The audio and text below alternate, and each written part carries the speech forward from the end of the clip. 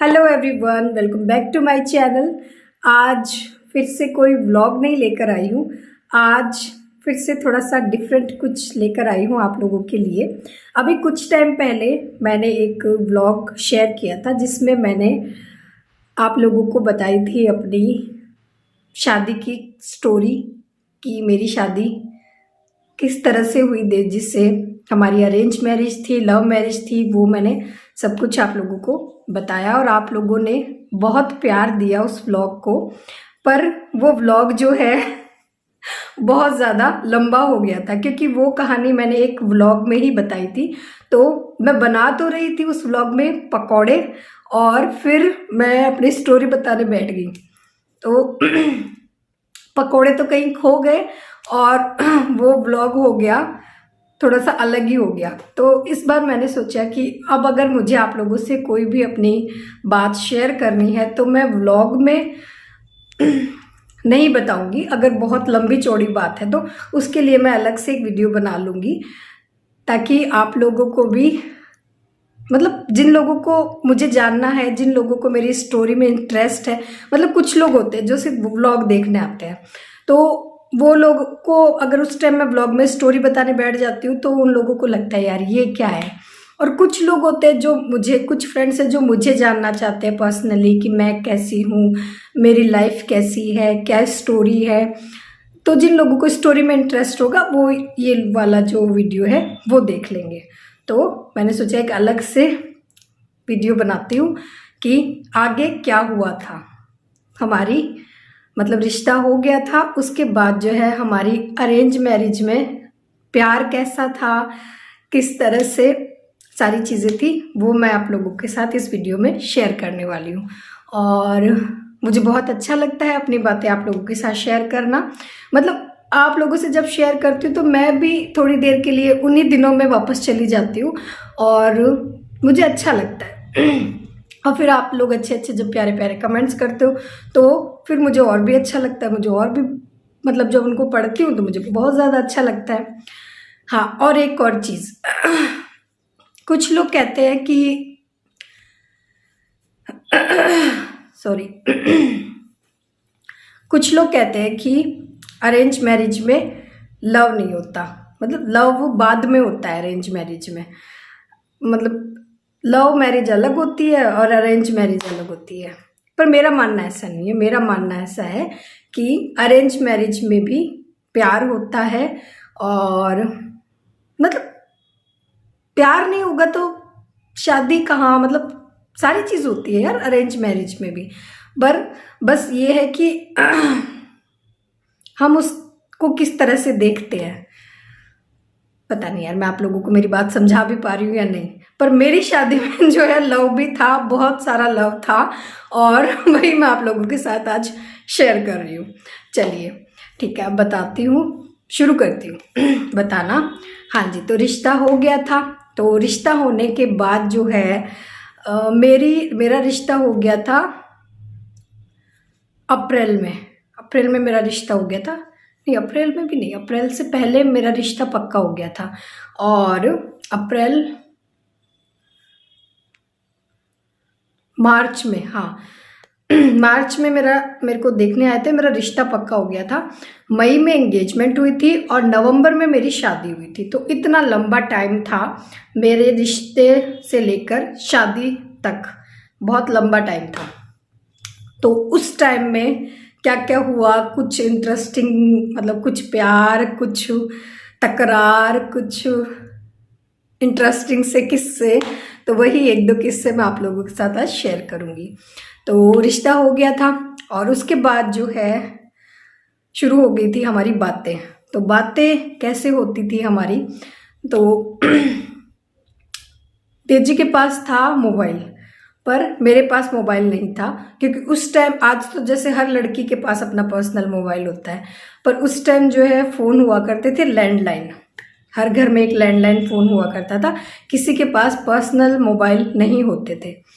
तो अब बात करनी होती थी लैंडलाइन पे, जब फ़ोन आता था तो क्या होता था कि ऐसा तो हो नहीं सकता कि मैं लैंडलाइन के पास ही बैठी रहूँ जब भी इनका फ़ोन आए, डेजी का। तो जब भी फ़ोन आता था तो मेरा भाई जो है मुझसे छोटा था, वो मुझसे 6 साल छोटा है। एक मेरी बड़ी सिस्टर है, हम 3 भाई बहन हैं। बड़ी दीदी की शादी हो गई थी और छोटा भाई था मेरा जो मुझसे 6 साल छोटा है। तो उसको ऐसे रहता था कि मतलब वो छेड़ना क्या, मतलब बच्चों का रहता ही है। तो जब भी मेरा फ़ोन आता था तो मेरा भाई आवाज़ लगाता था, दीदी जीजो जी को फ़ोन आ गयो मतलब हमारे मारवाड़ी में ऐसे ही बोलते हैं कि दीदी जीजो जी को फ़ोन आ गयो। इतनी ज़ोर से आवाज़ लगाता था कि आस पड़ोस के लोगों को भी पता चल जाता था कि मेरा फ़ोन आया है। तो मुश्किल से जो है हमारी बात होती थी 2-4 दिन में एक बार, क्योंकि फिर डेजी को भी अच्छा नहीं लगता था कि ऐसे बार बार मैं फ़ोन करूँ, घर वाले क्या सोचेंगे कि भाई इतनी क्या बातें करनी है कि दिन में 3-3 4-4 बार फ़ोन आ रहे हैं। क्योंकि जब भी फ़ोन आता था तो रिंग बजती थी तो मेरे भाई की भी, या भाई या मतलब कोई भी जब फ़ोन उठाता था, मोस्टली मेरा भाई जो है भाग के फ़ोन उठाया करता था, क्योंकि वो छोटा था, स्कूल जाता नहीं था। नहीं, स्कूल तो जाता था उस टाइम, पर हाँ घर पे ही रहता था। मतलब छुट्टियाँ चल रही थी उस टाइम, अप्रैल में छुट्टियाँ हो जाती है, अप्रैल मई में स्कूल की, तो छुट्टियाँ चल रही थी उस टाइम। तो वही फ़ोन उठाता था, भाग के आता था और फिर वो आवाज़ लगाता था। तो मुझे बड़ी शर्म आती थी। मैंने कहा यार ये तो अच्छा नहीं लगता, मतलब घर में मम्मी पापा को सबको पता चलता है कि फ़ोन आ रहा है। तो फिर देजी ने जो है कहा कि ठीक है, मैं जो है तुम्हें एक मोबाइल भेज रहा हूँ, तो उस पे जो है हम लोग बात किया करेंगे। तो देजी ने मुझे फर्स्ट जो मोबाइल भेजा था वो मैंने आज तक संभाल के रखा है और मुझे आप लोगों को भी दिखाना है कि उस ज़माने में ये इस तरह के फ़ोन हुआ करते थे। तो ये वो फ़ोन था जो देजी ने मुझे फर्स्ट टाइम भेजा था। ये है रिलायंस का फ़ोन तो अभी देखो, बिल्कुल अभी ये एकदम डिब्बी जैसा लग रहा है ना। तो मतलब मेरे घर में, या मतलब ये समझिए मेरे मोहल्ले में सबसे पहली मैं लड़की थी जिसके पास खुद का मोबाइल फ़ोन था। तो ये देजी ने मुझे भेजा था उस टाइम, और ये था रिलायंस का, रिलायंस और सैमसंग कंपनी, और रिलायंस की इसमें सिम थी। तो उस टाइम क्या रिलायंस बड़ा मतलब ये हो रहा था कि रिलायंस के टावर लगेंगे सब जगह पे और फ्री कॉलिंग होगी, बात होगी, मतलब काफ़ी देर तक आप बात कर सकते थे। तो ये वो फ़ोन था और मैंने आज तक इसको संभाल के रखा है। तो देजी ने ये फ़ोन मुझे भेजा था, मुझे फ़ोन चलाना नहीं आता था। तो फिर मैंने पड़ोस में मतलब भैया वगैरह जो भी थे उनसे पूछा और इस तरह से करके ये मेरा फ़ोन आया था। मेरे भाई को बड़ी चिढ़ हुई थी जब मेरे पास फ़ोन आया था, उसको बड़ा गुस्सा आया था कि अरे इसको तो मोबाइल मिल गया तो ये पहला फ़ोन था, इसके थ्रू हमारी बातें होती थी। तो ये है एक प्यारी सी मेमोरी, एक प्यारी सी याद जो है मेरे साथ अभी तक, और मैंने इसको बड़े संभाल के रखा है इसको। और इसमें जो मतलब कॉलिंग ही होती थी, मैसेज वगैरह मैसेज होते थे, व्हाट्सअप वगैरह तो उस टाइम चलते नहीं थे। ये सब चीज़ें तो आजकल चलनी शुरू हो गई है, पहले ये चीज़ें नहीं होती थी। तो ये था मेरा पहला मोबाइल। जो है आर्चीज़ के कार्ड बड़े ट्रेंड में थे, मतलब अभी तो जैसे क्या है कि व्हाट्सअप चल गया है, फेसबुक आ गया है, ये सारी चीज़ें हो गई है। उस टाइम ये नहीं होते थे। उस टाइम जो भी मतलब आपको कहना होता था तो हम कार्ड भेजते थे, लेटर लिखते थे, ये सारी चीज़ें होती थी। और वो चीज़ें थी भी अलग, मतलब अभी मैसेज करते डिलीट भी हो जाता है, पर जो वो ज़माना था ना उस टाइम में, जो कार्ड और जो लेटर हम भेजते थे उनको हम सहेज के रख सकते हैं, उनमें कोई डिलीट का ऑप्शन नहीं होता। तो ये बहुत अच्छी बात मुझे उस टाइम की लगती थी, जो कि आज व्हाट्सअप और ये सब चीज़ें आने के बाद ख़त्म ही हो गई है। बहुत कम लोग, आजकल तो कार्ड देखने को ही नहीं मिलते, आर्चीज़ गैलरी होती ही नहीं है। तो फिर नेक्स्ट शुरू हुआ कार्ड भेजने का सिलसिला। कार्ड भी मैं आपको दिखाऊं तो ये थे कार्ड, चलो थोड़ा सा हल्का सा ऐसे दिखा देती हूँ। तो हाँ, ये कार्ड थे। तो कार्ड जो है देजी मुझे हर महीने में एक कार्ड, जब तक हमारी शादी नहीं हुई थी तो हर महीने में जो है 2 कार्ड आते थे। कभी गिफ्ट आ जाते थे, कभी चॉकलेट आ जाती थी, कोरियर वाला देने आता था। तो अब वो भी पंगा होता था क्योंकि कोरियर जो है पापा लेते थे। बाहर जब भी कोरियर वाला आता था, गेट खड़खड़ाता, पापा बाहर खड़े हो जाते थे, और कोरियर वाला जब कोरियर देता फिर पापा कहते अरे ये तो इसका आया है। तो ये पापा मुझे देते तो मुझे बड़ा ऐसे मतलब ऐसे लगता था, मैंने कहा यार पापा क्या सोचेंगे कि यार इतना क्या कार्ड और सब की चीज़ें, पर वो चीज़ माँ बाप को भी अच्छी लगती है कि हाँ चलो, वो दिखाते नहीं है पर माँ बाप को अच्छा लगता है कि हाँ चलो भाई लड़का लड़की खुश है, एक दूसरे से बातें कर रहे हैं, तो वो एक सुकून सा उनके चेहरे पे मुझे देखने को मिलता था और वो मुझे अच्छा भी लगता था और शर्म भी आती थी कि यार ऐसे कैसे मतलब कार्ड भेज रहे हैं। और उस टाइम जो है कार्ड चलते थे, एक ट्यून वाले कार्ड आते थे, मतलब जो जब उस कार्ड को हम ओपन करते थे तो उसमें एक ट्यून बजती थी। हमारे टाइम में इस तरह के कार्ड चलते थे, तो देजी ने वो कार्ड मुझे भेजा था। और मेरे भाई को बड़ा मतलब ये रहता था, उसको अंदर से एक वो चीज़ रहती थी कि यार क्या आया है इसके अंदर, क्या है ये, मुझे नहीं दिखा रही है मुझे नहीं दिखा रही है। उसको हमेशा मतलब इस तरह का एक कार्ड आया था और जैसे मैंने उसको ओपन किया वो ट्यून बजी ऐसे और मैंने उसको फटाफट बंद कर दिया। तो मेरा भाई जो ऐसे कान लगा के रखता था रूम के आस मतलब पास में कि क्या आया है क्या आया है। तो मैंने क्या किया, मैंने सोचा चलो ठीक है कोई नहीं, अब तो रख देते हैं, सब लोग हैं, मैं रात को देखूंगी। तो मेरा भाई क्या करता था, मतलब मैं उसको छुपा के अपने मतलब अलमारी में लॉक करके इस तरह से रखती थी और वो पूरे घर में मतलब ढूंढता रहता था कि क्या आया है और ऐसा क्या है कि जो मुझे नहीं दिखा रही है। ये होता है छोटे भाई बहनों का, किस किस के साथ ऐसा हुआ है मुझे बताना ज़रूर, मुझे अच्छा लगेगा, मतलब आप लोग भी शेयर करना अपनी बातें मुझसे। तो ऐसा था मेरा भाई, वो ऐसे करता था मेरे साथ, हाँ मुझे दिखा दे क्या चीज़ आई है तेरे लिए, क्या भेजा है मुझे दिखा देना प्लीज़। बच्चों को रहता ही है कि क्या मतलब जो चीज़ हम उनको नहीं दिखाते ना उस चीज़ के लिए ज़्यादा रहता है बच्चों को कि यार ऐसा क्या आया होगा जो इसने मुझे नहीं दिखाया है। तो ये चीज़ थी, देजी ने एक मुझे ये मतलब इस तरह के कार्ड भेजे थे। और उस टाइम क्या वो क्या होता था, एक छोटा सा ऐसे म्यूज़िक सिस्टम सा आता था, उसमें कैसेट डलती थी, उसका बड़ा ज़माना था, मतलब उस टाइम उस तरह के गिफ्ट चलते थे। आजकल तो जैसे ये मोबाइल में ही गाने वगैरह सुन लेते हैं, तो उस टाइम उसका ज़माना था, क्या तो बोलते थे यार उसको, मुझे नाम याद नहीं आ रहा, इतना छोटा सा होता था, उसमें कैसेट डलती थी। तो देजी ने एक मुझे वो गिफ्ट किया था और उसके अंदर एक कैसेट थी जिसमें खूब सारे गाने थे और वो उन्होंने मुझे गिफ्ट किया था, तो वो मैं सुनती थी।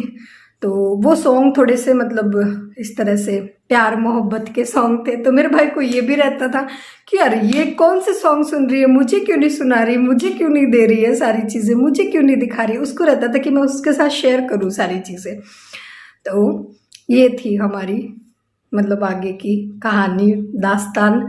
और दूसरा नहीं, दो बातें बता देना। हाँ, तीसरी बात, देजी को बड़ा शौक था शायरी लिखने का बड़ा शौक था इनको। और हालांकि ये शायरी जो थी वो बहुत ही मतलब बकवास हुआ करती थी, कोई बहुत ज़्यादा अच्छा ये नहीं लिखते हैं। पर उस टाइम ये रहता है ना कि हम लोग मतलब देजी मेरे से पूछते थे कि मैंने कैसा लिखा है कैसा लिखा है, तो हम लोग ऐसे मतलब आज तो मैं कह देती हूँ कि आज तो आप बहुत ही बकवास सा लिखते थे, कुछ खास नहीं था। पर उस टाइम जो है देजी में से पूछते थे, मतलब वो मुझे सुनाते थे या मेरे बारे में कुछ लिखते थे तो मुझे सुनाते थे, तो मुझसे पूछते थे कि मैं कैसा लिखता हूँ। मैंने कहा अरे आप तो बहुत अच्छा लिखते हो, क्योंकि वो उस टाइम क्या तारीफ होती है, मतलब अगर हम नहीं भी करना चाहते ना तो भी वो तारीफ निकलती है। हालांकि आज मैं जो है हंसी उड़ाती हूँ उनकी, मैं कहती हूँ यार आप क्या लिखते थे, और उस टाइम मैं कहती थी अरे वाह आप कितना अच्छा लिखते हो, क्योंकि मुझे जो है एक लाइन भी लिखना नहीं आता था और देजी को लिखने का बड़ा शौक था। तो जब हमारी सगाई हुई 8 मई को, मेरे बर्थडे के दिन मेरी सगाई हुई थी, रिश्ता हमारा पक्का हुआ था मार्च में, और मार्च के बाद जो है 8 मई को हमारी एंगेजमेंट हुई थी मेरे बर्थडे के दिन। तो देजी ने बड़ा मतलब से खूब कोई 6-7 पेज का एक लेटर लिखा था मेरे लिए, और वो उन्होंने मुझे मेरे सगाई पे गिफ्ट किया था। और भी गिफ्ट किए थे काफ़ी सारे, पर जो चीज़ स्पेशल होती है ना जो खुद से की हुई होती है तो वो हमें याद रहती है। तो उन्होंने 7-8 पेज का एक लेटर मेरे लिए लिखा था। वो लेटर अभी भी पड़े हैं मेरे पास, कई बार जब भी हमको टाइम होता है तो हम बैठ के पढ़ते भी। आज भी मेरा मन था कि ये जो स्टोरी है वो हम दोनों आप लोगों को एक साथ बैठकर सुनाएं, पर लाइट चली गई। यार मैं जब भी सुनाने लगती हूँ ना कुछ तब लाइट चली जाती है, पता नहीं क्यों होता है मेरे साथ ये ऐसा। तो आज भी जो है मेरा मन था कि मैं और देजी जो है आप लोगों को एक साथ बैठकर ये हमारी जो कहानी है वो सुनाए, पर वो यही है कि ना उनके पास इतना टाइम है, वो सुबह जाते हैं शॉप पे और रात को 8 साढ़े 8 बजे आते हैं, तो फिर थके आ रहे होते हैं। तो मुझे नहीं लग रहा कि उनको कभी इतना टाइम होगा अभी कि वो हम दोनों एक साथ बैठ के, शायद हो सकता है कभी बैठे एक साथ हम लोग आए। और अभी थोड़ा सा उनको कैमरे से ऐसा है भी, मतलब मैं जितना फ्रैंकली आप लोगों से बात कर सकती हूँ उतना वो नहीं कर पाएंगे। तो फिर मैंने सोचा चलो मैं ही सुना देती हूँ। तो हाँ जी, तो देजी ने मेरे लिए लिखा था एक 7-8 पेज का लेटर, और उन्होंने बदले में मुझसे डिमांड की थी कि जैसा मैंने लिखा है वैसा ही आप भी मेरे लिए जो है एक लेटर लिखो। और मुझे लिखना नहीं आता था एक शब्द भी, मतलब चाहे पढ़ाई की जो चीज़ें हैं वो मुझसे लिखवा लो, पर इस तरह लेटर वेटर लिखना मैंने नहीं सीखा था। मैंने लेटर लिखे थे ये जो स्कूल के क्वेश्चन जो आते हैं ना एग्ज़ाम्स में, जो लेटर आते हैं, बस उसी तरह के लेटर मैंने लिखे थे। उसके अलावा मैंने कभी कोई लेटर वेटर लिखा नहीं था। तो मुझे हो गया और मैं लेटर कैसे लिखूँ, मुझे तो आता ही नहीं है लेटर लिखना। तो दादी बोले नहीं, मुझे तो लेटर ही चाहिए आपके हाथों से लिखा हुआ, आप कुछ ना कुछ मेरे बारे में लिख के दो। तो आप लोग बिलीव नहीं करोगे, मैंने वो लेटर लिखवाया था। मेरे पड़ोस में एक दीदी थे, थोड़े से मुझसे बड़े थे, साल 2 साल मुझसे बड़े थे, पर अच्छी मेरी उनके साथ बॉन्डिंग थी। तो मैंने दीदी को कहा, मैंने कहा यार उन्होंने ऐसे-ऐसे बोला है मेरे को, तो मैं क्या करूँ? तो मैंने कहा दीदी आप लिख दो ना प्लीज़ लेटर। दीदी बोले यार मैं कैसे लिख दूँ? मैंने कहा यार कुछ भी लिख दो ना। मेरी मतलब नहीं हो पा रहा था, मैंने बहुत कोशिश की, मैं एक लाइन लिखूँ फिर उसको फाड़ दूँ, फिर एक लाइन लिखूँ फिर उसको फाड़ दूँ। तो मैंने दीदी को कहा, मैंने कहा आप लिख दो, क्या पता चलता है उनको कि किसने लिखा है किसने नहीं। तो मैंने अपना फर्स्ट लेटर भी जो है ना उन दीदी से लिखवाया था, और वो बड़ा ही मतलब एक सभ्य तरीके का लेटर था कि आप कैसे हो, और मतलब इस तरह से करके, और एक 2-4 लाइन मैंने बड़ी मुश्किल से उन दीदी से, दीदी बोली ठीक है तू बोल देना और मैं उसको लिख दूंगी। मैंने कहा ठीक है। तो दीदी ने वो लेटर लिख दिया था। हालांकि बाद में मैंने दीदी को बता भी दिया था कि ये लेटर जो है मैंने नहीं लिखा था, ये मैंने उनसे लिखवाया था। तो दीदी बड़ा गुस्सा हुए थे। दीदी बोले मैंने तो आपको कहा था कि आप लिख के देना। मैंने कहा मेरे से नहीं होता, मैं नहीं लिख सकती आपके जैसे। और देजी को बड़ा शौक था, वो हर कार्ड में शायरी लिखना, और मतलब हर बार मतलब कार्ड के साथ एक लेटर उनका आता था। तो वो लेटर मैंने अभी भी संभाल के रखे हैं। हाँ जी, तो ये थी हमारी छोटी सी लव स्टोरी और उसके छोटे छोटे किस्से। कैसे लगे आप लोगों को बताना ज़रूर, और अगर आप लोगों के भी लाइफ के कुछ इस तरह के किस्से हैं तो मुझसे ज़रूर शेयर करना, मुझे बहुत अच्छा लगेगा। मेरा बहुत मन था मतलब मैं आप लोगों के साथ शेयर करूं अपनी बातें, और जब भी मैं बातें करने बैठती हूँ तो मेरे ब्लॉग बहुत ज़्यादा लंबे हो जाते हैं। तो अब मैं ब्लॉग में जो है थोड़ा कम बोला करूँगी, मतलब जब ब्लॉग बनाऊंगी प्रॉपर ब्लॉग बनाऊंगी, अगर कुछ बातें करनी होगी तो मैं अलग से आप लोगों से बातें कर लिया करूँगी। ठीक है जी, तो चलिए फिर इस ब्लॉग को नहीं, इस वीडियो को यहीं पर एंड करते हैं।